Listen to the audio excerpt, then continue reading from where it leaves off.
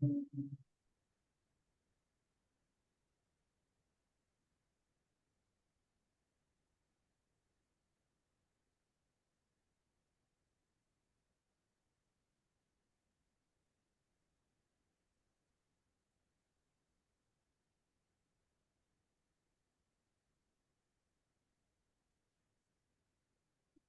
think I'm going to start.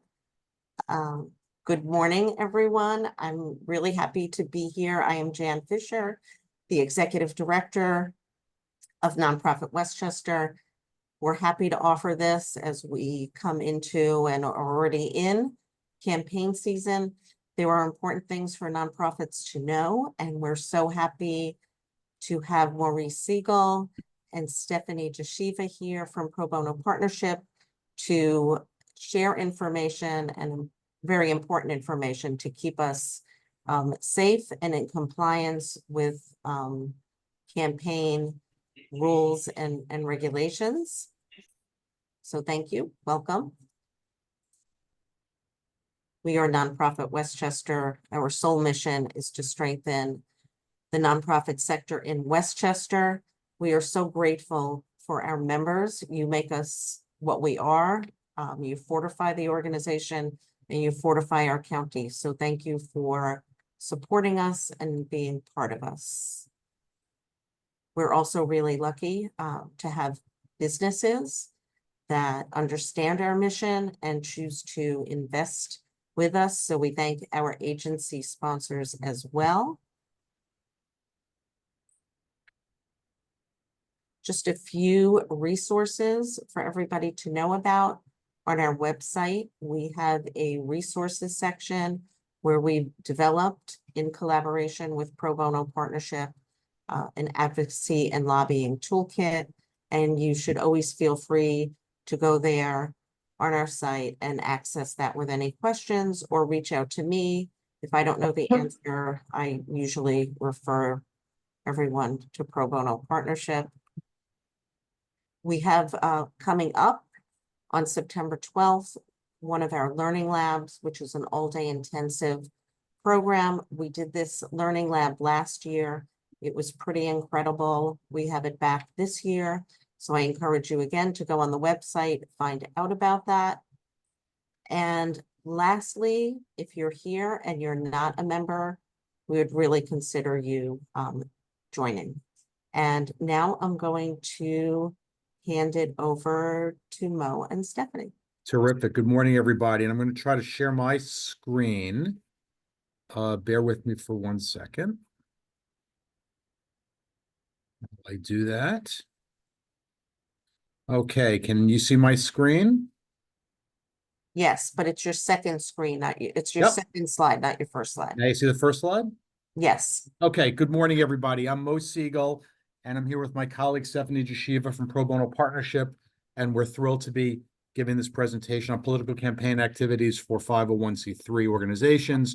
As Suzanne and Jan said, we'll be sharing the PowerPoint with you, right, and this recording afterwards. I put in the chat, Stephanie and I are going to be tag teaming this presentation. I'm going to start out, then Stephanie will do the first half and I'll do the second half. We're going to try to monitor the chat. Please put questions in the chat if you have them. We'll try to answer them as we go along. If we don't, reach out to us afterwards. Our email addresses are, I'll give them again after the talk. They're also at the end of the presentation. Just our legal disclaimer. This is general information, and it does not constitute legal advice on any specific matter. Please contact us or your legal advisor for any specific legal questions. Very briefly about who we are. I think most, if not all of your groups know about Pro Bono Partnership. We're a legal services organization, a 501c3, based here in White Plains. Our mission is to provide pro bono legal services to other nonprofits in New York, New Jersey, and Connecticut. We've been around 27 years. I'm the director of our New York and Connecticut program. Stephanie is one of our terrific staff attorneys and my colleague at the partnership. We help you or engage volunteer lawyers to address the legal needs of your organizations, not your clients, but your organizations, and the legal needs of your groups to strengthen you. These are the kinds of things that we help with, not litigation matters, but day-to-day business legal needs. of nonprofits, corporate matters, nonprofit matters, intellectual property matters. If you're a client of the partnership, terrific. And if not, you can please go onto our website and request legal assistance. We also have a resource call hotline, so anybody can call us with general questions, which we'll try to address. And we also offer many, many seminars and webinars similar to this during the year, many that we give very proudly with NPW, and some that we give ourselves and with others. So if you look on our website, you'll see a whole list of our upcoming webinars and seminars. Whether you're a client or not, you are welcome to attend, and we encourage you to do so. Okay. I'm going to turn it over to Stephanie in a minute. I just sort of want to set the stage for this. We're going to be talking about political campaign activities for nonprofits. This is obviously very important this year in a president. It's important all the time, but especially this year when there's a presidential election coming up. And it's, of course, it's of interest to the many folks, you know, who are on the call here today or on the webinar. The penalties for violating the rules against political campaign activities can be pretty severe. It could cause the financial penalties against the organization and board members. It could cause the possible loss of your tax-exempt status if the IRS thinks that you violated this rule. But, you know, more importantly, and I think more practically, what could happen is if you violate the rules against political campaign activities, it could be very bad public relations for your organization. It can be embarrassing for your organization. It can be bad press for your organization. So it really is important that you know what you can do and you can't do during this election season. Now, what we're going to be focusing on is there are various rules that affect nonprofit 501c3s as it relates to political campaign activities. We're going to be focusing on the federal tax law, requirements and limitations. There are also federal election law rules, FCC rules. There might be restrictions in grants that you have about political campaign activities. There might be state law restrictions. We're not going to be talking about those. We're going to be focusing on the federal tax law requirements for public charity 501c3s. The rules may be different for private foundation 501c3s. So for the groups that are designated as a public charity, that's where these rules will apply. And again, before I turn it to Stephanie, and I'm going to send this resource afterwards, there's a wonderful organization called Alliance for Justice. It's afj.org, and they have a whole sort of sub-website called Boulder Advocacy with all sorts of terrific resources. Besides the one that Jen mentioned for NPW, there's great resources on this topic and others on the Boulder Advocacy website. I'd encourage everybody to review that if you want to learn more about this. Okay, I'm now going to turn it over to my colleague Stephanie, who's going to first set the stage about what you can't do, and then I'm going to talk about what you can do. Stephanie, over to you. All right, thanks so much, Mo, and good morning, everyone. Thanks for joining us today, and thanks, Jen. So we are going to start by providing you with an overview, as Mo said, of the IRS rules that strictly prohibit political campaign intervention by 501c3 organizations. And again, this is essentially the first category or bucket of activities that we'll discuss today. Mo will talk about the second category, which is other electoral activities that nonprofits may be able to engage in, provided that certain criteria are met. And just a note that what we are not going to talk about today is lobbying and the restrictions surrounding lobbying for 501c3 organizations. And just as a reminder, lobbying is supporting or opposing specific legislation. But if you are interested in lobbying, definitely check out, again, our website. We have a lot of webinars. In particular, we have one called Advocacy, Lobbying, and Political Campaign Activities for Nonprofits. It's pretty recent, and it's available on our website for viewing, so definitely check that out. Okay, so getting into the thick of it, under IRS rules, all 501c3 organizations, including religious organizations and churches, cannot participate in or intervene in any political campaign on behalf of or in opposition to any candidate seeking public office. And that's whether at the federal, state, or local levels. So that's your basic rule there. This prohibition was implemented back in 1954 via the Johnson Amendment. So the rule has been in existence for quite some time.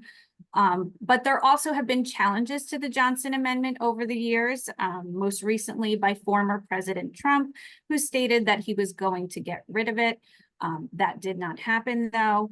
So at this time, the law very much still remains in place and in effect. And the rule is absolute. So there are no de minimis exceptions, meaning any degree of political campaign activity, no matter how small, can lead to adverse consequences for your organization. And the IRS has a lot of flexibility and discretion here in how it enforces and what penalties are imposed. And Mo mentioned this in his intro, but the penalties can be quite significant. So, first there's loss of your tax exemption. Your organization can lose its tax exempt status. Obviously not great for a C3 organization. Again, the IRS may impose tax penalties, not just on the organization, but also on the organization's managers who might have approved those expenditures for those political campaign activities. And then again, there's the negative PR. And again, from a practical standpoint, that's probably the most likely result, the negative PR that can result in what you want to guard against. You don't want to be in a situation where you're called out on the front page of the local newspaper for engaging in this type of activity and then risking what it might do for your organization's reputation in the community. Stephanie, can I jump in just for 1 second? I just Of want course. to elaborate on something you had said before, just to make sure the folks understand the difference. In 501c3 of the Internal Revenue Code says you can't get involved in substantial lobbying activities, as Stephanie said, and there's a prohibition on political campaign activities. We're not talking about the former today, lobbying, taking a position on legislation, which if it's done correctly, can be done and is actually encouraged. And there's good resources on the MPW website and as Stephanie said on our website. So nonprofits done properly can engage in taking positions on legislation. This isn't that. This is getting involved in a political campaign. And that's what we're focusing in on. Yeah, very good point. Next slide, please.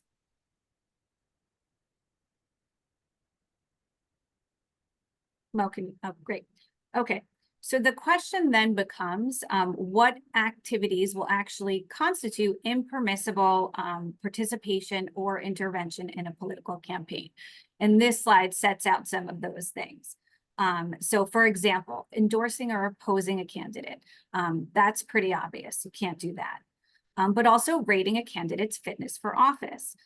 So evaluating the qualifications of a candidate, even if it's done in a nonpartisan manner. And Mo will talk about what nonpartisan means in more detail later in the presentation, but it's not allowed. Making or soliciting contributions to campaigns, whether monetary or in kind, that's not allowed. Making public statements for or against a candidate.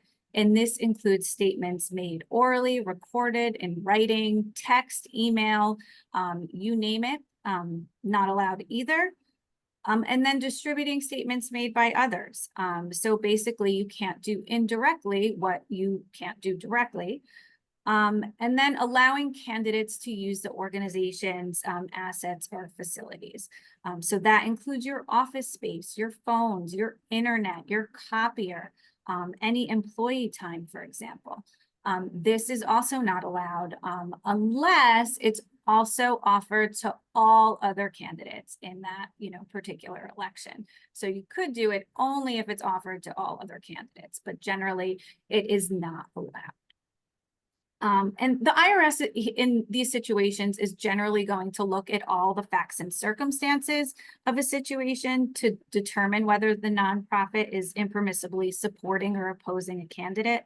And these facts can include things like, and we'll get into this a little bit more in particular situations, but for example, the timing of the communication. Like if you're making a communication very close in time to an election, and we could argue we're very close in time to a very important election right now, things are going to be a little bit riskier for the organization. Whether you specifically mention a political party candidate or election in your communication, the IRS will look at that, and then really any other factors that the IRS deems relevant, to the situation. So the facts are really important here. Stephanie, can I just give a couple of anecdotes here? I apologize for interrupting, but I think what what we have found over the years are not 501c3 groups overtly opposing or supporting a candidate for office, which you obviously can't do, but it's more in the facts and circumstances where things might come up that you didn't even know could be a violation. I'll give you one example. We had a client call us once, I think it was the day of the presidential election years ago, and they called in a panic and said, oh my gosh, we looked in the lobby of our nonprofit and there was candidate literature. Somebody had put it in our lobby on the coffee table. What do we do? And we said, get rid of it. Even if you didn't put it there, if it's not supposed to be there at all. Here's just one other, which I think exemplifies this. We had a client that was having a fundraising event at a local restaurant in an October before an election. And we show up at the restaurant and there was a registration table that where the nonprofit was signing people in. And behind the registration table was a sign that said, vote Smith for governor, whatever the candidate happened to be. And we said, why is that sign there? And I think the executive director said, oh, that's my friend. I'm just bringing this sign home to put on my lawn after the event. And we said, okay, get rid of this sign from your 501c3's event. So you can do it, as we're going to talk about, you can do whatever you want as an individual, but you can't even give the appearance that your 501c3 is involved. So you got to be hypersensitive to things like that. Yeah, thanks, Mo. That's a really important point that, the facts are important, and even activities that are perceived as political campaign activities. You really just want to do everything you can to avoid that perception, even if you're not directly or intentionally supporting or opposing a candidate. Next slide, please. Okay. Sorry, I'm just having some technical there we go. Okay, great. Okay, moving on to the next slide. The prohibition on political campaign activities specifically relates to candidates for public office. So the campaign must be with respect to an individual who is running in an election for federal, state, or local public office. And the IRS provides a definition of candidate, which is any individual who offers himself or herself or is proposed by others as a contestant for an elective public office. So under that definition, a candidate would include people that are officially running for office, thinking about running for office, or being bandied about in the press. And what that really means is if people think there's a person who should run and there's talk in the press that they should run and they're otherwise a potential candidate, any 501c3 organization should be very careful about supporting or opposing or making statements about that person, even if they're not yet officially running.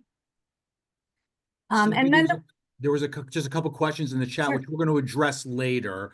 What if a candidate shows up at your event? We're going to talk about that. How do you differentiate personal and professional intentions? We'll sort of chat about that too, but it's important to try to make that differentiation. Yeah, we'll talk about those. Okay, and then the rule also specifically applies to public office positions. So those are typically those that are created by statute for which individuals take an oath of office. So, that would include the president of the United States, of course, but also governors and senators, which, is pretty clear. But the definition would also include things like town councils and elections for, boards of education. So it's a really broad category that we're dealing with here. And then lastly, just a note that the term candidate does not include federal judges.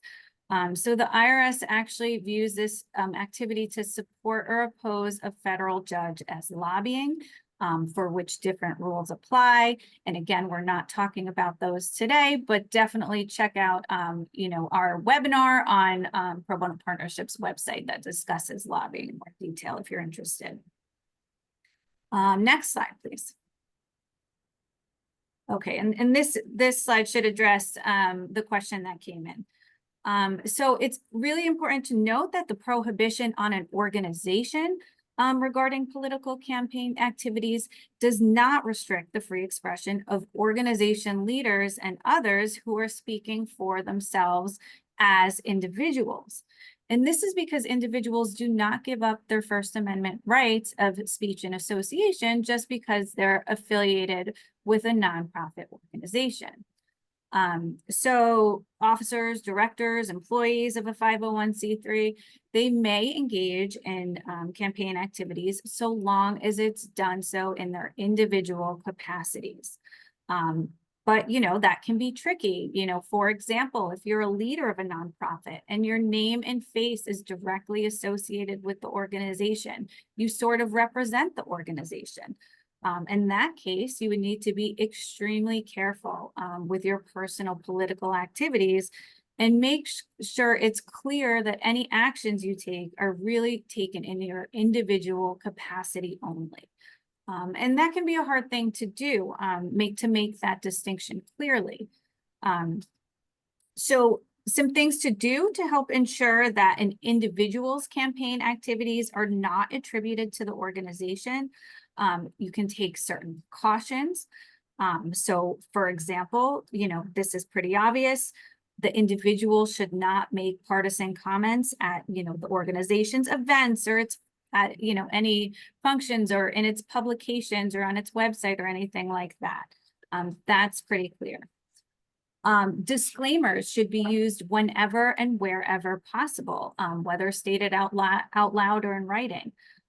For example, that could be a statement along the lines of "these views are mine personally and not intended to represent the views of XYZ organization," and really making that clear, making that disclaimer, frequently and often and wherever you can. Then any individual's political campaign activities should be off the clock, meaning they should not be on the organization's time, not acting on company time, or otherwise not during working hours. And then again, they should not use any of the organization's resources. That's your office space, your phones, letterhead, copy, or email. They should not use a work email. That's, a frequent way this gets violated. Even the internet, they should not use the organization's internet services. And then again, it can get complicated. The facts matter. So for example, you might have an employee of a nonprofit who comes into work wearing a button or a shirt, showing support for a particular candidate in an election. It might not be so concerning if, no one comes into the office, that employee's in a back room and there's no interaction with the public or anything like that. But it definitely becomes way more problematic if, people are coming from the public or coming in and out of your office. That person is, sitting in the front of office and interacting with others. So, the facts matter. So you really want to take a look at the individual situations. And then lastly here, it's a good practice for, all 501c3s to make sure that their staff are aware of this issue and aware of the prohibition. So organizations should definitely consider implementing some sort of formal policy, perhaps to be included in your personnel manual, making it really clear and in writing that the organization's resources should not be used for supporting or opposing candidates. It's strictly prohibited. So one takeaway might be, even if you don't have it in a written policy, notify your staff now, in some fashion, that they have to be very careful about this, and they can do what they want on as an individual, but they can't do it on company time. You can't give them paid time off to go, work on a campaign. They have to do it on their own time. Can I give you I have one other client example here, an anecdote, which sort of, goes to this point. We had a client in another state where the board, years ago, where the board president sent an email to other members of the board saying, please support so-and-so for a local office. That person has been very supportive of our, go elect so-and-so for town council. This person's been very supportive of our organization. That email somehow got to the local newspaper, and it was on the front page of the newspaper that, hey, this board president is doing this, is supporting a candidate. Guess what? That violates section 501c3. Now, fortunately, the board president had sent that email from his personal email address and not his organizational email address. And the board president had to backtrack and say, I was doing this as an individual. I wasn't doing it in the name of the organization. Did that jeopardize their tax exemption? No, they're still a tax exempt organization. It was embarrassing. It made the front page of the newspaper. That's really where something I think is a practical matter can come up. Yeah, that's a really great example. Okay, next slide. Okay, now we'll talk about certain internet and business activities that can raise issues in this area. So communications made on or through a 501c3's website are also considered political, may also be considered impermissible political campaign activity. The IRS views websites just as, you know, any other form of communication, so the same rule would apply. But it would also be considered political campaign intervention if your website simply linked to a candidate's website or linked to another organization's website that, you know, had some political content or expressed views on candidates. So what you really want to do is be super careful when linking to other websites and continuously monitor any links that you do have, because the content on those other websites can change without you knowing. So for example, you know, a website you may have linked to may have originally just included very generic information, but then is later updated for content that's more political in nature and really just crosses the line by supporting or opposing a candidate. And again, here the IRS is going to look at the facts and circumstances of the situation when there are, you know, links to other websites. So first, they'll look at the context for the link on the website. So for example, what does the text surrounding the link say and why is it there?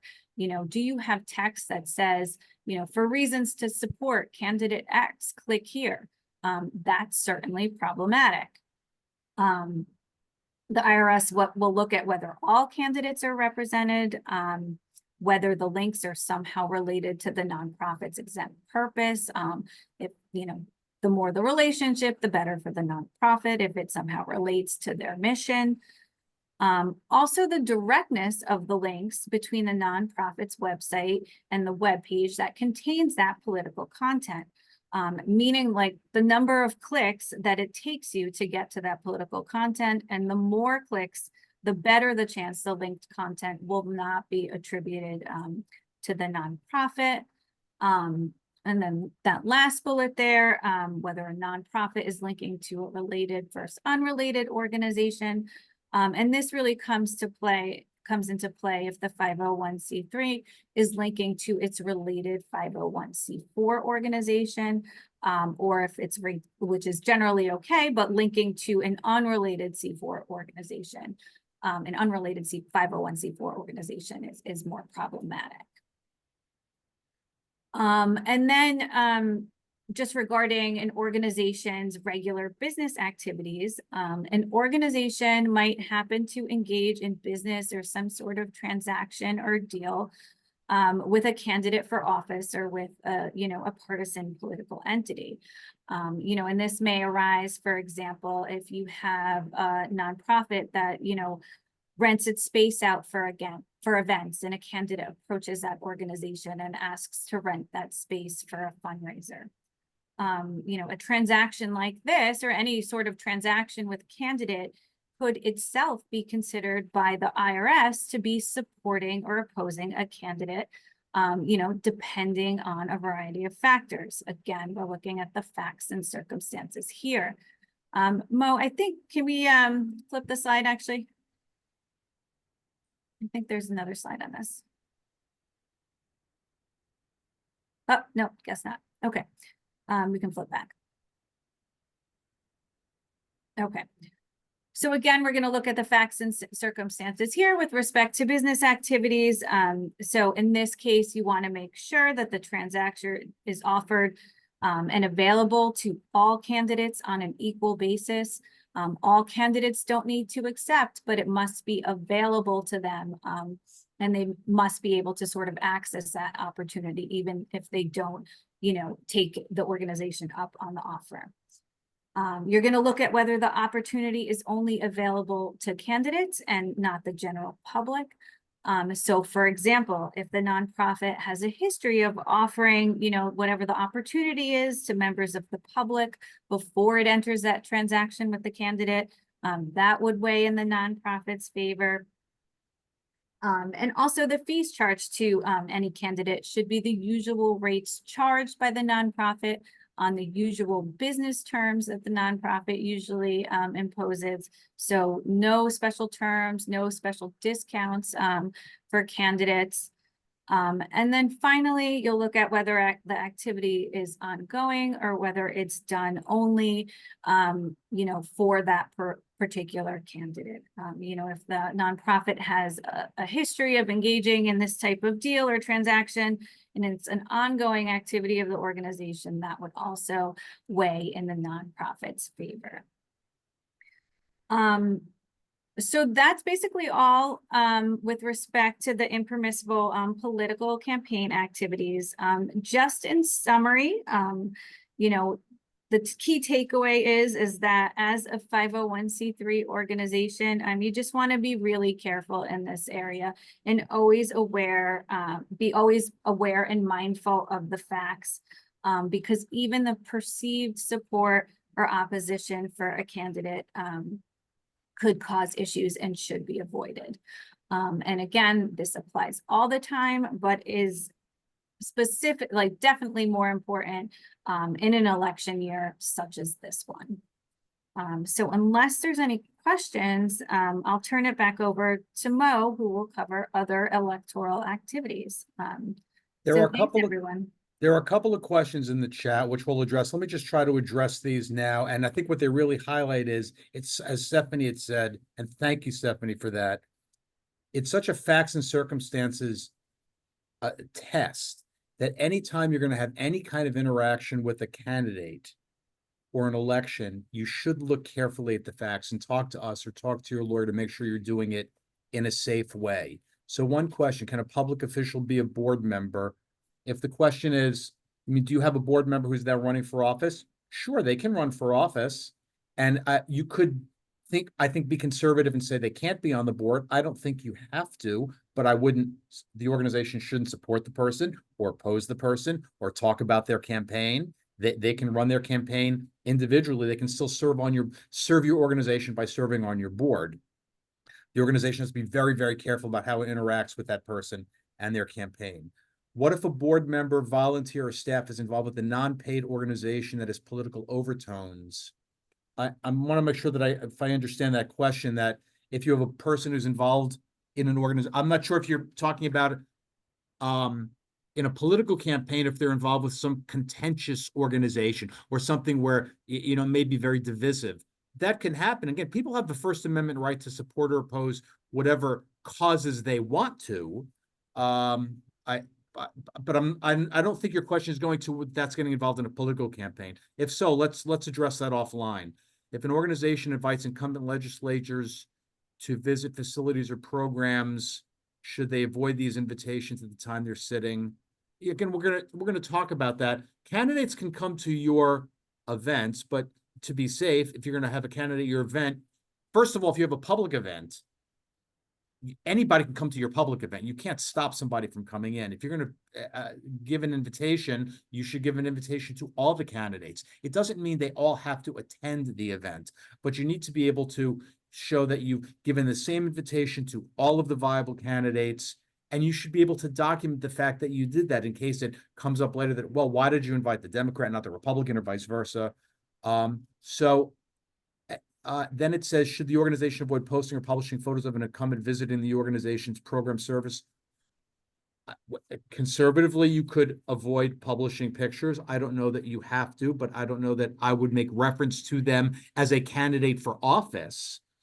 If you're going to publicize it, you might say, legislator so-and-so came to our event, without mentioning the fact that that person was a candidate is a safer way to do it. In my example, and then I'll move on to either let me just go to this, and I'm going to go to my portion of the presentation, then we'll try to address these questions. In my example of the board chair, would the use of the board distribution list count as an impermissible use? That's an interesting question. I don't think that that's an impermissible use. If they're just going, if the board chair is sending an email to the other board members, if they're doing it from their own personal email address and not saying that it is a organization-sponsored activity. Okay, Stephanie, you look at the other questions because I'm going to then move on. Sure. If I can get there we go. Okay. So Stephanie sort of really laid out, what it is you can't do and the prohibitions against getting involved in a campaign. What can you do as a 501c3? A 501c3 organization may engage in certain nonpartisan voter education related activities, such as voter education. We'll talk about this, get out the vote drives, voter registration, permissibly done issue advocacy, candidate education. And you're going to hear us coming back to this word nonpartisan. It's important that anything that your organization does, your staff does, your board does, your volunteers do, is done in a nonpartisan way. If you're going to get involved in the political spectrum at all during a campaign season, it's done in a nonpartisan way that doesn't show favoritism to any particular candidate. What does the term nonpartisan mean? Like so many other, terms, it's not very well defined. It doesn't just mean you're expressly advocating or opposing a particular candidate. Here's one definition. An activity is nonpartisan if it does not tend to help or hurt the chances for election of any particular candidate or group of candidates, regardless of party affiliation. Now, you might engage in certain activities as a 501c3 that might have an impact on a candidate, but there are certain things that the IRS has said are okay to do if you do it properly, like a voter guide, like a get out the vote drive, like voter registration, might have an effect of affecting a candidate. But if you do it properly in a nonpartisan way, then you as the 501c3 will be safer. So again, this key word, nonpartisan, activities that are designed to educate the public, that do not evidence a bias for or against a particular candidate, that ideally focuses on a broad base of issues rather than on one singular issue. As Stephanie had mentioned, your activities are going to be looked at under what's called a facts and circumstances lens to see if they're done in a nonpartisan way or they're done in a partisan way. There's an IRS for, law geeks who like to look at IRS revenue rulings. There was an IRS revenue ruling that talks about this, which is now 17 years old. It's IRS revenue ruling 2007-41, which is still relevant today. It sets out 21 different factual situations: get out the vote drives, having candidates come to your events, issue advocacy. And they say here are ones that were done in a safe way, and here are ones that were done in an unsafe way. And if you read it, you see it's all very, very fact specific. So the IRS, if they looked into this, would look at the facts of the way that you actually handled the activity. So you have to look carefully at the way you're doing any activity to see if it's done in a nonpartisan way or not. So what are some specific things that you can do? And as Stephanie had mentioned, we'll talk a little bit more about, your individuals can get involved in campaigns in their individual capacity, but what can the organization do? Well, you can do certain voter education activities if they're done in a nonpartisan way. You can do candidate questionnaires and voter education guides. Can your nonprofit send questionnaires to candidates? Can you send out a voter education guide?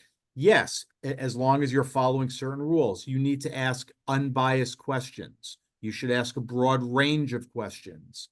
You shouldn't ask for any particular pledges from candidates on particular issues. You should distribute the questionnaire to all the candidates. Again, even if they don't all reply, at least you've sent it all, to them. Present their responses equally in the same format, without editing them. Don't editorialize the responses. Do it send out their responses in a very objective way. Nonprofit 501c3s can have candidate forums and debates. They will often sponsor, forums of candidates. These are okay if they are done in a nonpartisan way. Invite all the viable candidates to take part in the forum. Whether or not they all, come is up to them, but make sure that you invite them all. Have a fair set of rules. Have an impartial moderator. Perhaps do it in an impartial or, an objective or third-party location. Have an unbiased audience. Have a broad questions on a broad range of issues. Do not allow the candidates to do fundraising at the event. So providing this kind of forum for candidates in and of itself is not a prohibited political campaign activity, again, as long as you're doing it in a nonpartisan, objective way, including, again, asking unbiased questions. Candidate scorecards. Now, I don't know if any of your nonprofits are doing these. Some do, but can you distribute a scorecard of the way candidates have voted on various issues? Yes, if done properly. So one question, do you distribute scorecards regularly? If you do it regularly, you've done it every single year, just because you do one then in an election year, which might favor, or disfavor a particular candidate, might be okay if you do it regularly. If you're doing a candidate scorecard for the first time in an election year, that could be looked at as being partisan. So that's one factor. Do you include the votes of all legislators? If you distribute this only to your members, if you have members of your 501c3 organization, that may be okay as opposed to giving it to the general public. Don't editorialize or comment on the scorecard. And again, and the timing of when you do it. So it's not only if you happen to do a candidate scorecard every year, that's a better factor for you. But if you also happen to do one very close to an election, as opposed to doing it months before an election, that could look like you are trying to influence the election. You don't want to look like your activities are trying to influence the election. You want to do it for educational purposes. 501c3s can get involved in voter registration and get out the vote drives, which is, crucial way of helping our democracy.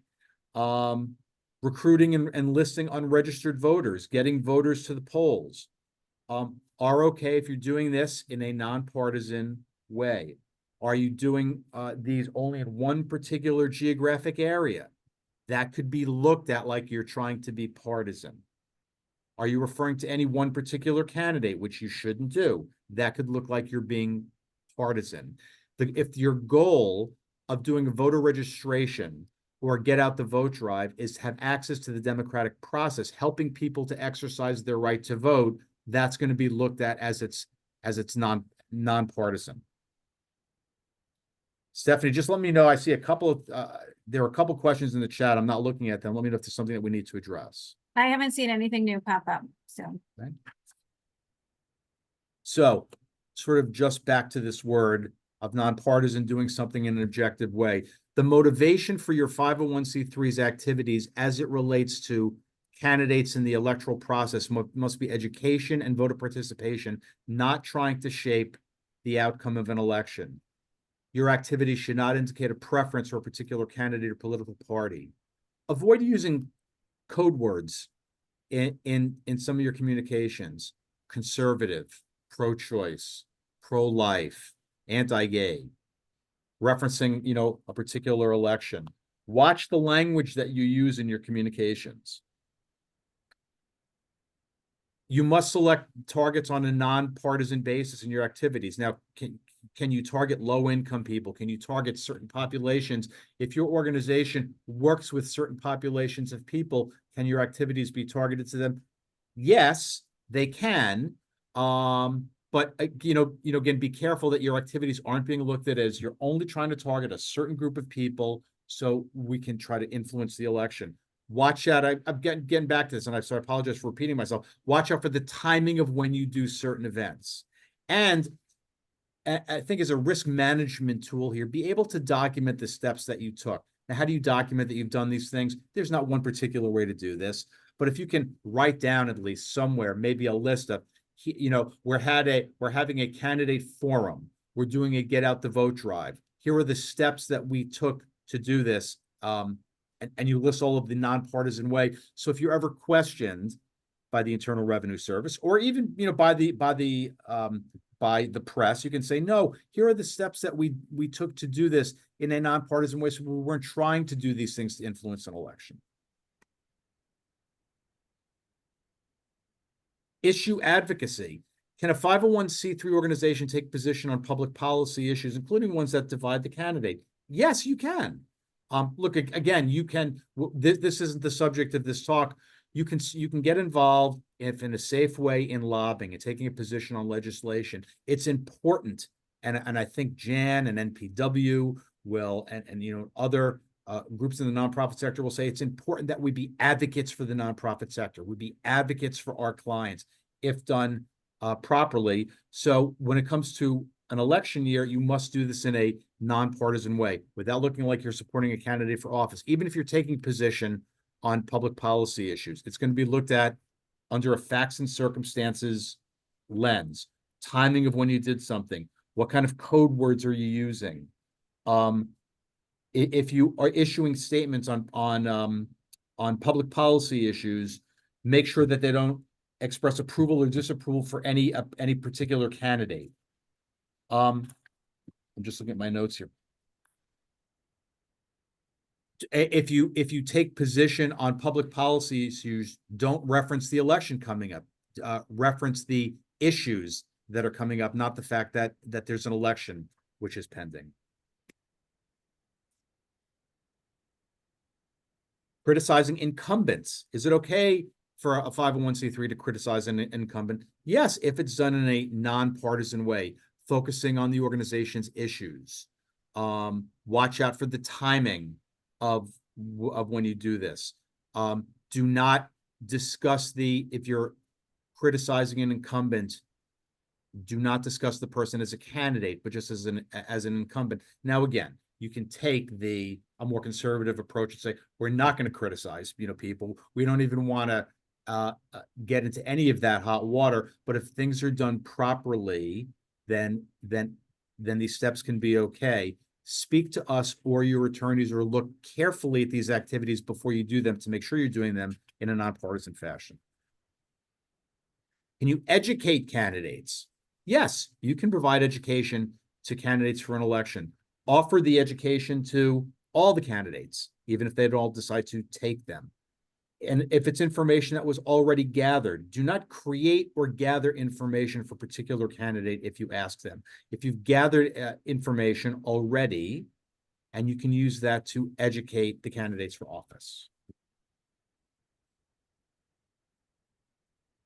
A couple of special issues. I think Stephanie covered some of this, so I'm just going to reiterate it. And this is also, hopefully, addressing some of the questions, or at least one of the questions that folks had posed.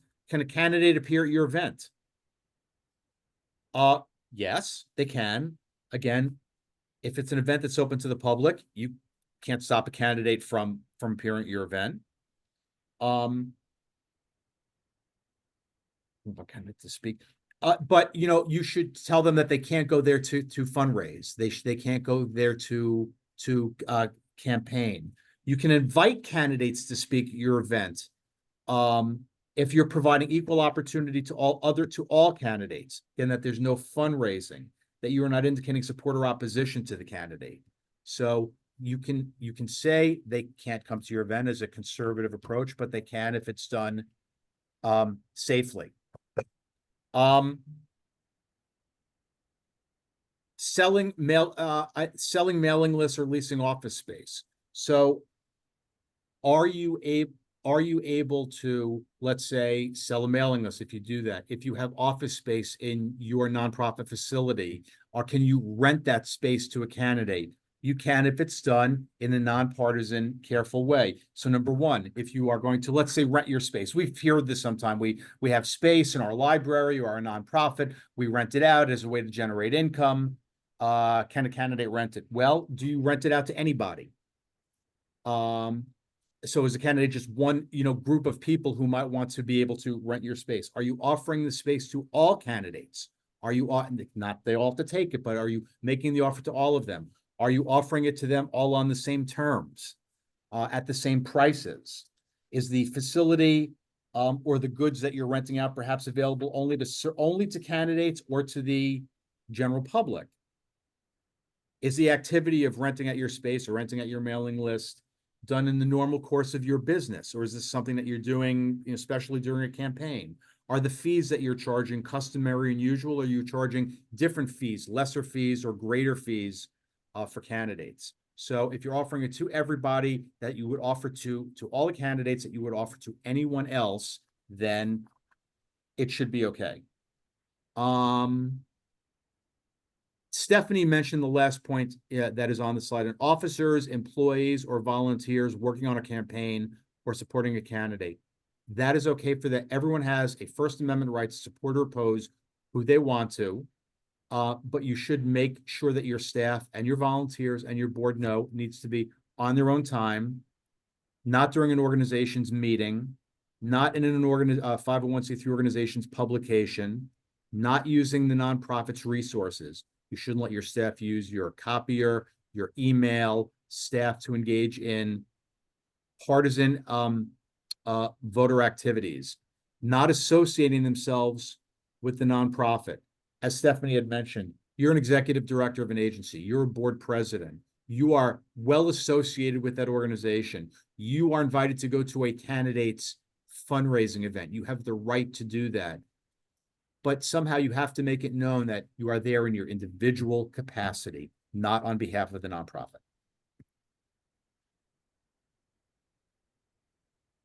So advocacy risk management.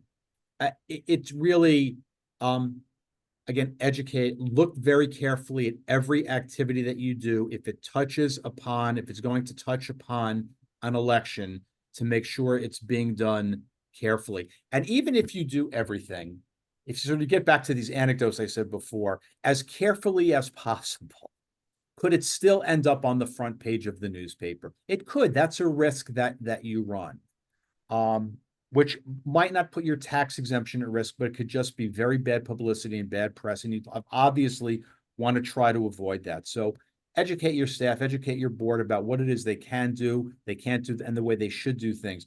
Make sure you're complying with government grants. Again, you might have certain grants which prohibit, where you've contractually obligated yourself to do things or not do things in the political sphere, even if it's allowed under 501c3. Again, make sure it's, Stephanie said, you're being careful on your website, who your social media is linking to, what sites you're linking to, who your website links to. And then if there is some PR emergency that comes up, have a point person in the organization, have a communication plan that can address these issues as they may arise. The sort of bottom line is you have to be careful here. Especially this is the case in any year. Every year we have an election, but especially in a presidential election year, and especially now in the couple of months that are leading up to November, you have to be very careful in where you're stepping to protect the organization and to protect the folks involved in the organization. Stephanie, I see a couple other questions in the chat. Anything else? Because we're just butting up against 10 o'clock and we're done with the formal presentation. Can you rent I don't see anything that that hasn't been answered, but if you feel your question wasn't answered, feel free to ask it again. Yeah, I'm looking at myself. Can you rent your facilities if it's open for rental? Yes, you can, if it's done safely. An organization may have a public comment condemning hate speech or hurtful campaign. It's directed. Organization make a public comment condemning hate speech, hurtful campaign promises made by the local candidate. Yeah, I want to think about that. I think I'd be very careful here about how you're addressing speech made by a candidate, even if you find it offensive, because you don't want it to look like you're doing so in a partisan way. Mo, can you stop sharing your screen so we can? I can, yes. Now? So, but just on the presentation, on the last screen, which you're going to get, is my email address and Stephanie's. If you have additional questions on this topic or any other topic which we didn't address this morning, please do reach out to us. We'd be happy to address these. And I want to thank NPW for giving us the opportunity. I'm going to give a shout out to NPW because I'm a very proud board member of the organization and chair of the governance committee. It's a wonderful organization that gives terrific education to the nonprofit community. So Thank you. I want to acknowledge, first, thank you both so much. This was great and really important. I want to acknowledge again, former Assembly Member Sandy Galiff. Thank you for joining us. That's very special. And yeah, please go to our website. We have, as I said, an advocacy learning lab coming up in September. And then in October, a members only events with our county executive and the Board of Legislators, and some really terrific updates on some legislative successes that we've had this year on the state level. So we will be in touch, and we thank you all for the work you do. thanks, everybody. Have a great day, everyone. Bye. Thank you. It was so informative. Thank you. Thank you very much. Great, Mo. Great, Stephanie. Bye, everyone.